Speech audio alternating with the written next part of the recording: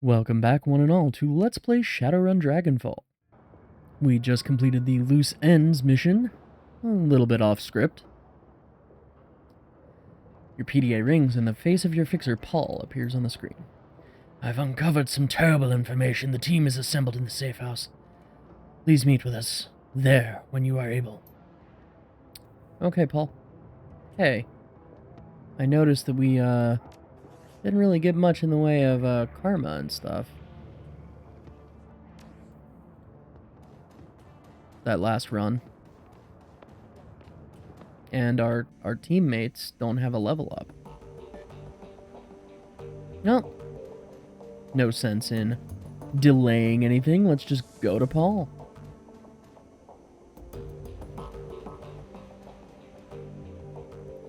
Amsel calls over his shoulder at the sound of your approach. His eyes are glued to his computer's display. Griffin, Frau Mueller should be on her way, but before you go to the meeting site, I have news. Upon seeing the expression on your face, Amsel's voice become grave. It can wait. Tell me what has happened. Bad news, my friend. Somebody is hunting us. They set up an ambush on the U-Bahn line. Amsel pauses, then gives a curt nod. Truth be told, I've been expecting that something like this might happen. I'm just glad you made it out alive. One of the attackers dropped this. Amsel takes the PDA from you and examines it. Yes, I should be able to extract some information from this. Give me a moment. Plugs the PDA into his computer and goes to work. Well, Griffin, I was able to recover a file, but unfortunately that's all I'll ever be able to pull off of it. All that anyone will, truth be told. It must have been running some kind of counter-intrusion software. The instant I gained access, it bricked itself. He unplugs the useless PDA and drops it to the ground. It clatters to a rest on the metal floor. What did you manage to pull off it? Com file. The audio is all here, but it looks like we've only got video from one side of the conversation. Let's see what we have. He opens the file and a nightmarishly familiar face appears on the screen. Bachmeier. The voice bleats out from Amsel's speakers, filling the room. Audrun here. What's your status? Bachmeier's image is garbled, but his voice sounds young and eager. Target acquired, sir. You were right. We spotted him on the U-Bahn, just like you said. Probably on his way to a job. As per your instructions, we're going to try and take him out on his way back. He'll be more vulnerable that way. Hopefully injured, and low on ammo, too. But only time will tell. Good man. Proceed as instructed. Will do. Cosman is ringing up an ambush spot now. We'll try to make it quick. York, with a nightmare face, nods. Send me a comm when the job is done. Audrun out. The image on the computer screen dies. Amsel turns to face you. Well, our scarred friend makes an appearance. Griffin, I suspect that Green Winter's predictions are coming true. I believe that Fürschwinge is behind this. Under Amsel's patient exterior, you can feel the worry eating at him. Be on your guard, you and the rest of your team. You made it through this attack relatively unscathed, but next time you might not be so lucky. At least now we have a name to put to the face. Audrun. That's not all we have. As I was saying when you first walked in, I have been productive as well. I was able to uncover some new evidence in your absence, and coincidentally enough, that evidence pertains to our scarred friend. You might recall that I said I'd dig into his skin grafts. Well, I did, and that search has finally borne fruit. One of my contacts outside of Berlin handles the paperwork for private hospitals all across Germany. It's a dull, boring job, but it does have its perks. As it turns out, our scarred friend's skin grafts were performed at a legitimate hospital after all. Some good news for once. What do they say? Well, they're rather light on identifying information.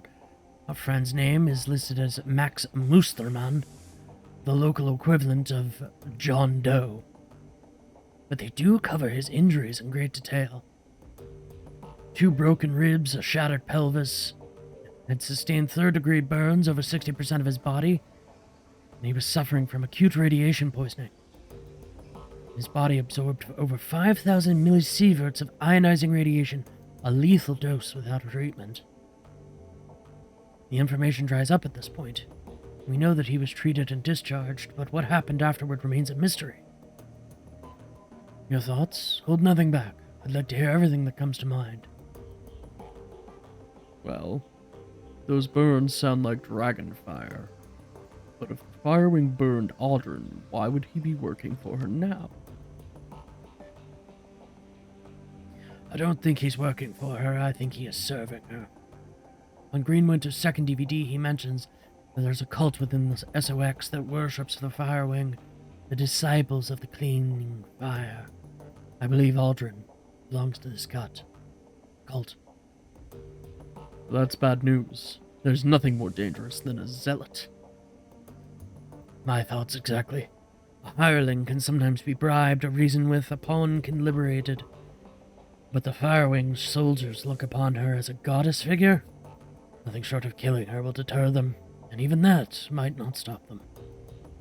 So it is possible that Audrun is a dragon cultist. This seems to fit with much of the other information that we've uncovered. Any other red flags? The hospital couldn't ID him. Either somebody covered his tracks for him, or he was living completely off the grid. Indeed, if he was a denizen of the SOX, a glowpunk, his lack of identifying information would make sense. It's a working theory at any rate. One way or another, Audrun is off the books, either due to living off the grid or a cover-up after. You have another takeaway? Well, I mean, since I have no choice but to spout all three major plot points here, Audrun might have spent some time in the SOX. That radiation poisoning didn't happen on its own. Yes, that's a lot of exposure. Sort of basking in the glow of an unshielded reactor. I don't know how he'd have absorbed so much ionizing radiation without spending time there. So he's probably spent time there. Fantastic deduction. It's possible that he even lived there as a member of the dragon cult, and he is after you. We need to find Vauclair, and we need to do it fast. Agreed. Good. It's all the more reason to gather Alice's fee as quickly as possible. And as luck would have it, Frau Miller has arrived.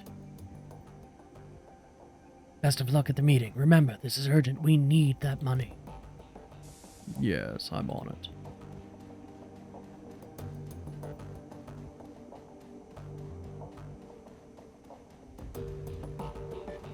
I wonder if I should get a coffee.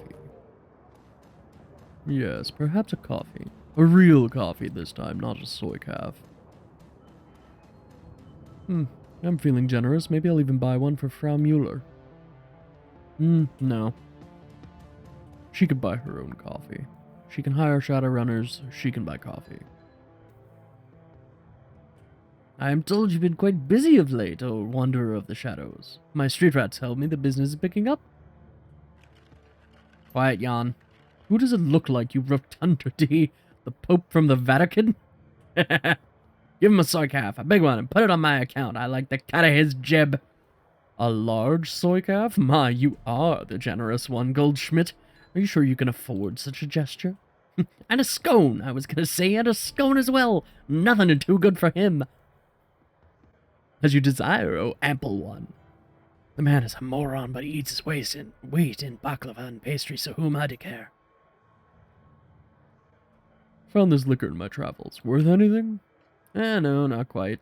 I received cases of this for less discerning clientele. I could offer you maybe 10 nuyen. Sure. Give me a Turkish coffee. The real stuff. We're living a little bougie. Just killing time.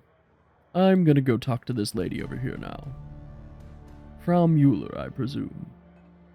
As you press your way forward through the cozy, smoke-filled confines of Café Chavez, you catch a sight of Frau Mueller. She appears as Amsel described her, an impressive-looking woman of Aztlant descent, with coffee-colored skin and dark, wavy hair. Doesn't seem to match this portrait. Everything about her screams corporate executive, from her expensive-looking suit to her tastefully understated makeup. She's obviously nervous, but she's hiding it well. She locks eyes with you and hesitates only slightly before speaking. Griffin, I presume? Herr Amsel told me I could meet you here. He wasn't lying. He said you had a job for me. Yes, I do. In truth, I'm in desperate need of your help. Really? Desperate? Then tell me what you need, Frau Mueller. An assumed name, obviously, but I have been told that this is how you people do business. Well, typically we would call you Mr. Johnson, but I suppose this will do. She straightens in her seat and tries on a smile. It hangs there for a second, then fades away. She sighs. From my accent, you've no doubt interfered that I'm an Aztlaner. Aztec. Further, you may have guessed who I work for. Well, being that you're identifying yourself with your corporate extraterritoriality, you tell me. I'm not in the business of guessing. Aztec, the only Aztlan-based corporation operating in Germany. I've been with the company for over a decade. Over the course of my employment, I've worked on a great many projects, from the innocuous to the obscene. My hands have touched it all. Oh my. Never once did I question the wisdom of our research. Never once did I consider blowing the whistle on my employers. I kept my nose down, I worked hard, and excelled at the tasks set before me. Please, go on. Last month, I was transferred here from my home in the Big T. They told me that an employee of my caliber was needed in Berlin and that I would be working on a project with wide-reaching applications. The only other detail I was given was the name of the project. Bloodline. That doesn't sound good. She looks you in the eye, and for the first time you can see cracks in her composure. She's doing a good job of hiding it, but deep down she is terrified. I've seen many terrible things in my life, Griffin. In Big T, blood magic is commonplace. Take a moment to imagine what that means. It sounds like you've taken up the wisdom of your ancestors and started sacrificing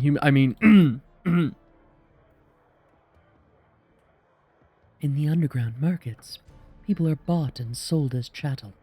Street children are rounded up and bled like lambs. The lambs, Clarice. The lambs. Sorry. I witnessed all of these things by the age of 12. Seeing such things, it changes you. Makes you numb. But what I found when I arrived here was worse, the project. It horrifies me, and it must be stopped. Tell me what you know. The less that you know, the better for both of us. You'll just have to trust me on that. I don't trust anyone. You only need to know that it is evil, and it is not a word I use lightly.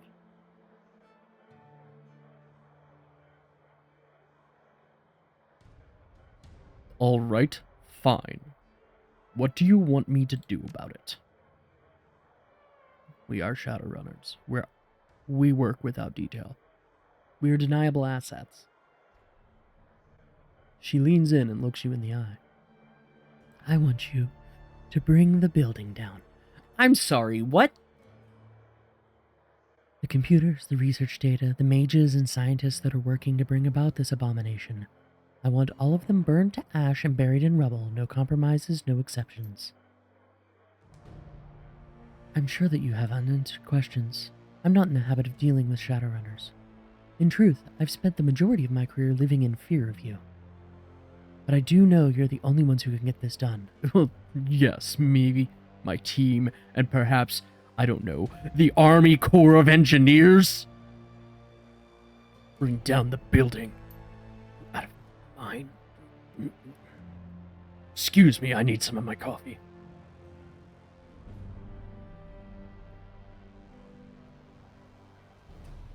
So tell me, Griffin, is there anything more that you need to hear from me, or are you ready to make a decision?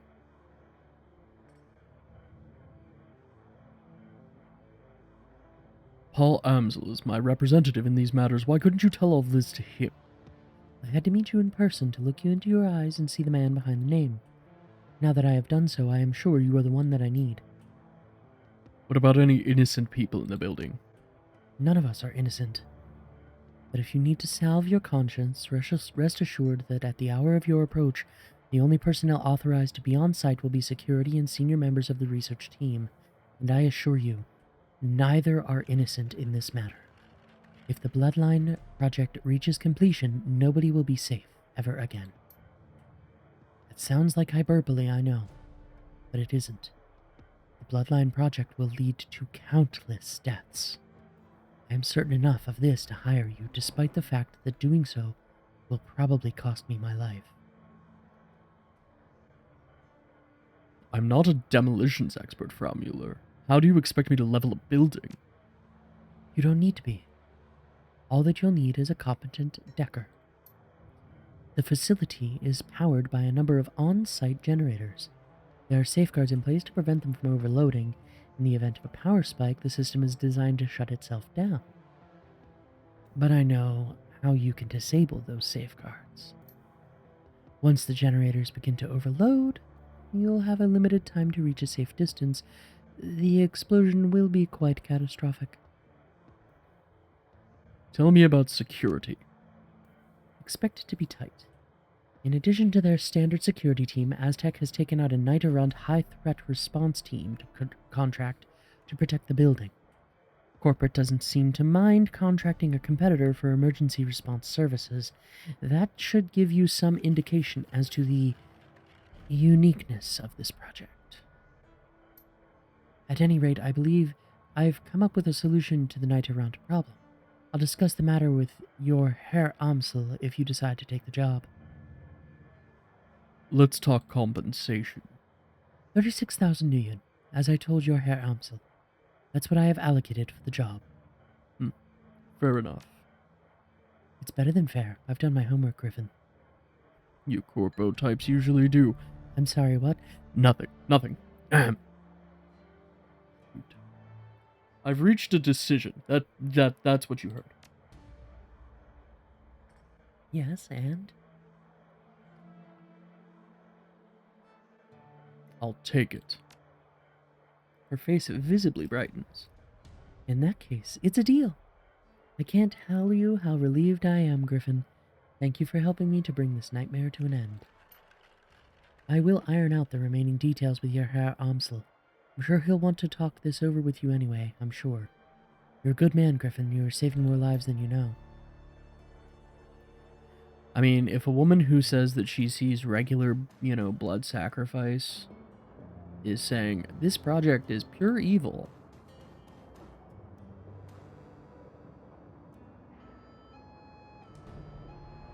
Hey, Alice was just telling me you were around. I was wondering if you might be willing to trade a story or two. What are you looking for? Well, you're new here, and I know that you knew Monica, and I've got a vague idea about what went down the night she died, but I want to know what you think your most exciting adventure has ever been. How did you hear about that? Remember, I'm Atlas's eyes and ears outside the cafe. We share a lot of intel, he and I. So what is the story between you?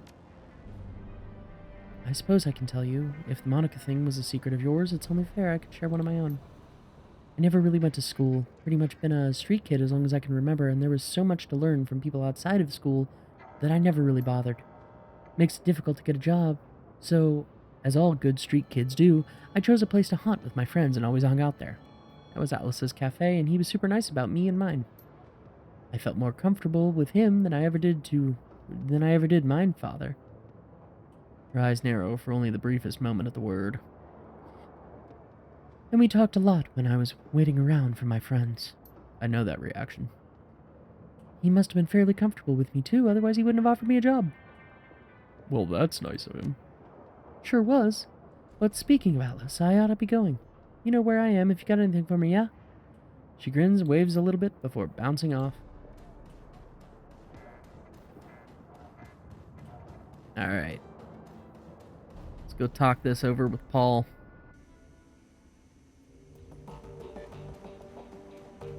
We're gonna blow up Aztec.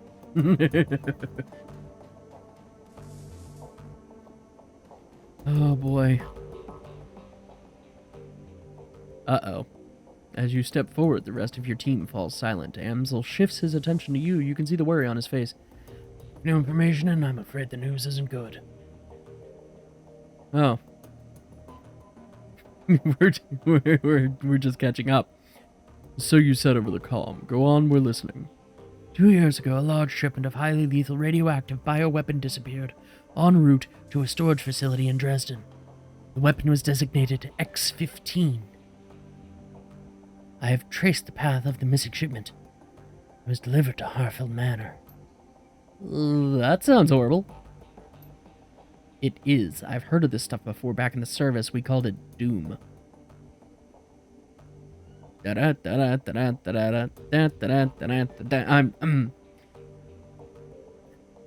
never run across it in the wild, but I've heard enough horror stories to know that I don't want to. Griffin, stop with the air guitar.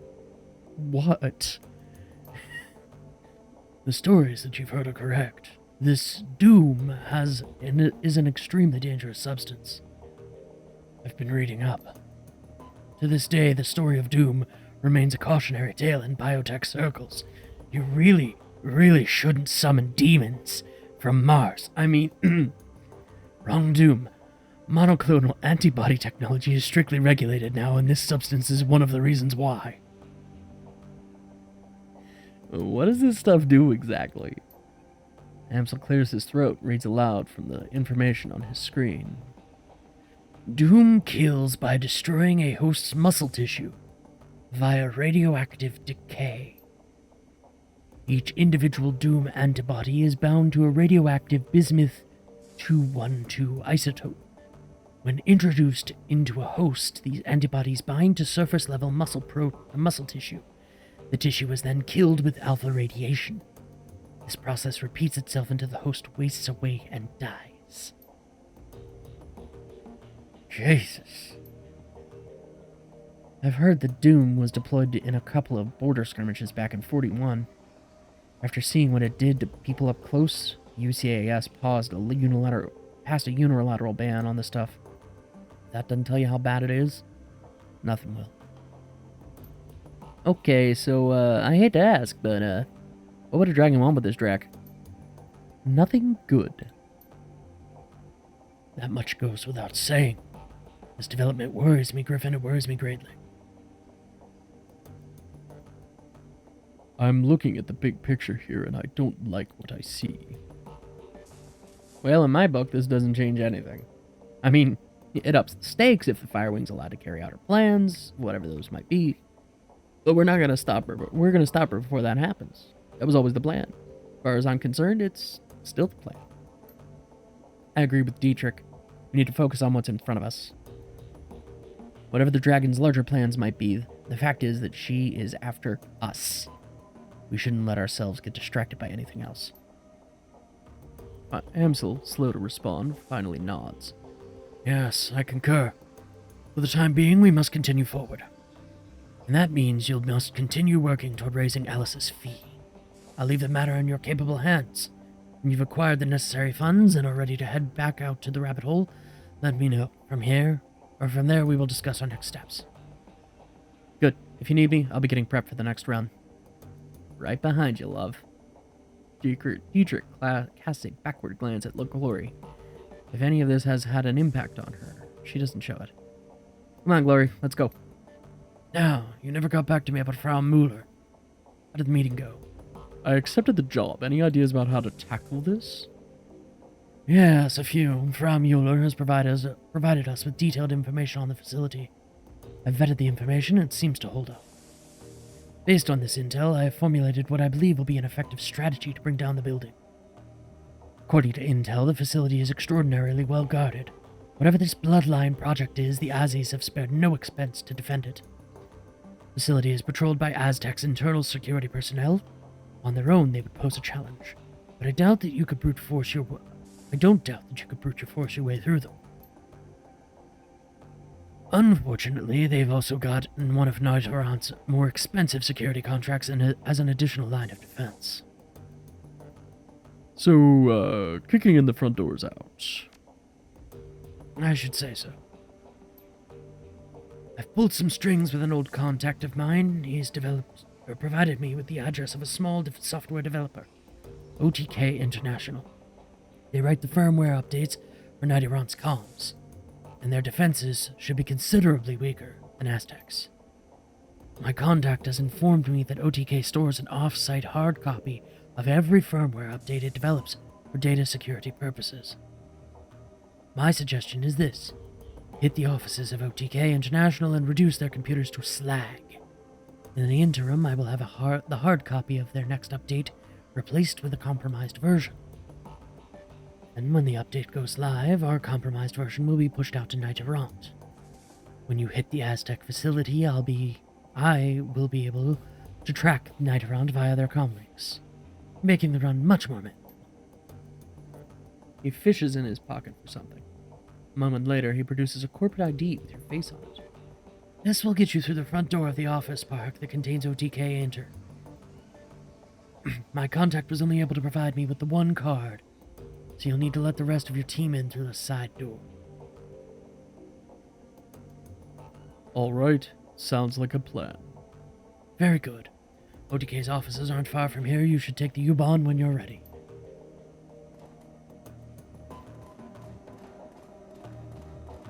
Alright, let's check our computer.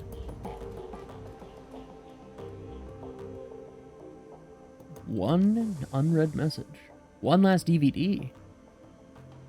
Oh, Malik got a new DVD. Like again, Griffin. I've recovered the one last DVD for you, but I'm afraid that's all you're gonna get. You might as well use the rest as coasters. They're all beyond repair. If you look on the table beside your player, you'll notice the disc. To be honest, that was a lie. To recover this last disc, I was forced to subcontract. Trouty is still a brute of a man. I'm unimpressed with his manner, and his poor hygiene disgusts me. But he is very good with old things such as this. All credit where it's due. The message ends and the image fades. You find yourself back at the inbox. Alright. Job. Claim payment. A few minutes later, message pops up on the screen. No sense of missing words. Your job performance was satisfactory at best. Your fee will be transferred. Enjoy it while it lasts, because you'll never work for us again. Payment details. Alright. Alright. What's our Alice fund? 40K?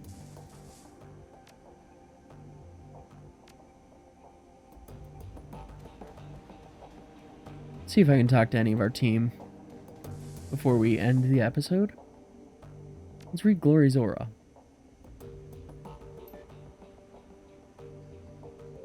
The room you're standing in slowly shifts to match its true nature, a lifeless expanse of gray, ugly and cold. Your own body explodes into a swirling chaos of scintillating color. As the astral plane shimmers into view, you focus on Glory. You can see her with your corporeal vision, her delicate frame, the bulky cyberware that breaks her silhouette, the faraway look in her eyes. But laid over top of her physical body, there's a slight shimmer, her aura, damaged though it may be. The chrome that Glory is sporting has really done a number on her. Whatever she may have been before she went under the knife, her aura is now reminiscent of the room she's standing in. Cold, dead, mockingly sculpted into a facsimile of life. Somewhere within that mutilated aura, a shred of humanity waits, but finding it is not going to be easy. Suddenly, her body language changes. The look on her face is somewhere between suspicion and alarm. I got something in my teeth, you're staring. With an aura this shredded by cyberware and surgery, it's going to take a minute to gather any useful information.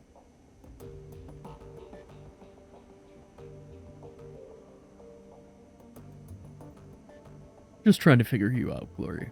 You've got a lot going on beneath the surface. I imagine we all do, yourself included, and yet you don't find me gawking at you. As Glory speaks, you continue to focus, sifting through the void left by her vintage chrome to find tatters of her original essence. Finally, you catch a glimpse of color, a flash of her true self, and behind it something else. In a reflexive panic, your third eye slams shut. The hidden world of the astral plane disappears from view, but an afterimage of what you saw remains twisting in your mind. Glory is, or was, magically active. The shred of her essence that flitted past your vision left you sure of it. What's more, you'd wager that she had real power once, terrifying power, of a sort that you can only guess at. All of this was surprising, but it was what you saw behind her aura that chilled you to the core. There was something connected to Glory's essence, a metaphysical tether stitched into the fabric of her soul. It reminded you of a leash. Can't say for sure what was holding the other end, but whatever it was enormous and ancient and cruel. And you can't shake the feeling that as you looked into it, it stared back at you. Trembling, you find yourself back in the mundane world. Gloria is still staring at you, her neutral expression ever so slightly tinged with annoyance. Have you ever heard of an organization called the Lodge? I've heard of a lot of lodges. Shamanic lodges, nature lodges, hunting lodges. Can you be more specific? A secretive organization with a lot of pull, not big on telling the truth. Any of that sound familiar? She pauses, considering. Finally, shakes her head. Nothing is coming to me, sorry. Dietrich might be able to help. He's been in Berlin longer than any of us, and if this lodge does have shamanic connections, he'd be the most likely one to know. I'll ask him, thanks. Anything else? Let's try asking her a personal question.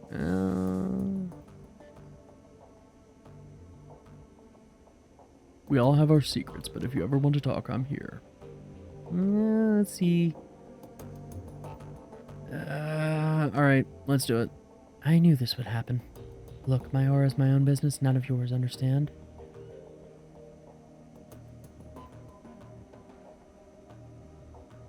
Look, I know you're protective of your past. I can respect that. Something terrible is happening to you, and I can help you if you'll let... It isn't happening. Glory's lip curls into a sneer. It happened a long time ago, and I fixed it. What you saw was nothing compared to how it used to be, and you shouldn't have been looking in the first place. She pauses, and then the hard expression on her face softens.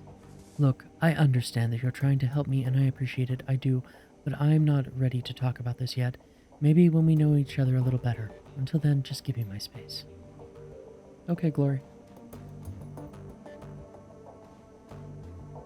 Iger? Her rifle has been field stripped and is lying in pieces on a sheet of butcher paper. Arranged in a neat row along the edge of the paper are bottles of copper solvent, bore cleaner, and lighter fluid. Our fearless leader returns. What do you need? Ever heard of an organization called the Lodge? Afraid not. If it's a Berlin thing, you might be better off talking to one of the others. They've all been here longer than I have. Are we good? Depends on what you mean when you say good. I won't question your competence again, not in front of the others at least. I'm not gonna lie, I still have concerns about you. What kind? Basic.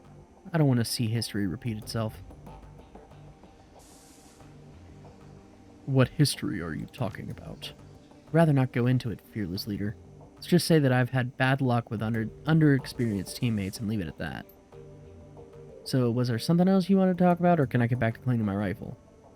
I'd like to hear about your time in the KSK. No, I'm not in the habit of sharing war stories, not with people who have never served. What? You think I wouldn't understand? No, it isn't that. You've been under fire before, you'd get it. But I don't share war stories with civilians. You may be a Shadowrunner, but you were never a soldier. Fair enough. So was there something else you wanted to talk about, or can I get back to cleaning my rifle? Thanks, Iger. No. You're cool. Dante. Good puppy. Pet. Oof. That's right. Alright, let's ask Dietrich about the lodge. And then we'll wrap up the episode. Really came through for me, boss. You ever need anything from me, anything at all, you can call on me. I'll come running. How's Alexander? He's a good kid, that nephew of mine. Give him some time, he'll shake Stahl's programming. Might take a while, but he'll adjust to life here. In the meantime, I found a good home for him. Samuel's agreed to take him in. Is that wise? Samuel's employees have no love for Humanus. Most of them don't even like humans. Best thing for the kid will be to learn through immersion. If he stays with Samuel's group, he'll have no choice but to interact with metahumans. Soon enough, he'll learn they're no different than anyone else. First few days will be rough, no question. But he'll make it through, and they'll come out the other side a better man for it. He seems like a tough kid. I don't doubt that you're right. You're a good man, boss. On to other things. Remember what I was telling you back before we climbed into the van? Yeah, you were saying the Dragon Slayer was happy and you'd been given a reward. That's right. Thanks to our, let's not mince words, heroic actions back in that swine pit, the Dragon Slayer has seen fit to grant me his favor. And now, I know what that means and what I can do with it. I'm listening. Well, he has seen fit to grant me a new ability. Namely this. As you watch, the spot the teacher is pointing at begins to glow. Lines of force spread out in a scintillating web, and a feeling of raw power suffuses your body. I've just torn open a channel between myself and the Dragon Slayer. That power you feel is his power, pouring through the aether and into that spot. If you're familiar with ley lines, it's the same basic concept. I consecrate a patch of ground, and as long as I stand in that spot, all of my magic gets stronger. Not bad, huh? What about another major shaman? Could someone else benefit from one of these channels too? I don't know. I don't see why not. Like I said, it's basically a ley line. As long as you're on the Dragon Slayer's good side, I don't see why you couldn't use it. My idol. He isn't stingy with his gifts. Anyway, boss, I'm gonna keep fiddling with this, learn to properly control it. I'm sure you've got things to do as well. You take care of whatever else needs doing, and by our next round, I'll be ready to use it. Sounds good. Take care. You too, boss. I wanted to ask him about the lodge. Oh.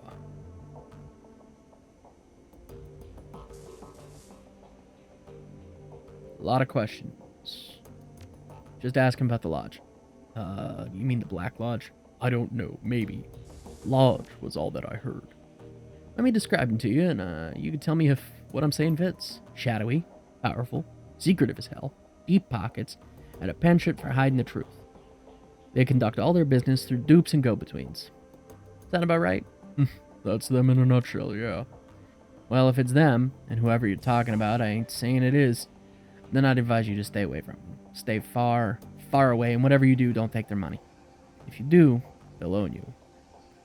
About that. If you're about to say what I think you are, don't. I don't want to know. Well then, tell me what you've heard about this Black Lodge then. I need to know. Well, the story is, Black Lodge is the mother of all conspiracies. The Illuminati of the day. Supposedly, they've been around for hundreds of years. They've been practicing magic since before the Awakening. Impossible, I know, but I believe it. You ever heard of the Masons, Knights Templar, Bavarian Illuminati? Hey, ding ding ding, what do we have for them, Johnny? They were all puppets of the Black Lodge. None of them knew who they were working for, but the Lodge was there pulling the strings. They always have been, and they still are today. That's the story. Practicing magic since before the Awakening? That's ridiculous. I don't know what world you live in, boss, but in my world, ridiculous things happen every day.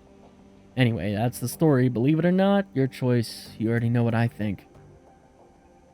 Thanks, Dietrich. Take it easy. And you too, viewers. Take it easy. If you've enjoyed this episode, tap that like button, let me know. If you haven't enjoyed it, let me know what I can do differently in the comments.